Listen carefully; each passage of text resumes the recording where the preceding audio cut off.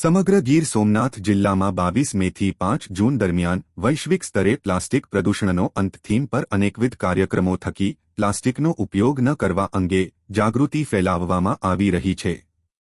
સુરક્ષા Setu society student police cadet summer કેમ્પના cadets અને શ્રી સોમનાથ ટ્રસ્ટના સફાઈ કર્મચારીઓ દ્વારા સોમનાથ પરિસર હમીરજી સર્કલ રામ મંદિર સહિતના સ્થળોએ પ્લાસ્ટિક નાબૂદી ઝુંબેશ અભિયાન અંતર્ગત હોટેલ દુકાનો ફેરિયાઓ અને પ્રવાસીઓમાં પ્લાસ્ટિક પ્રદૂષણ અંગે જાગૃતિ ફેલાવવામાં આવી હતી।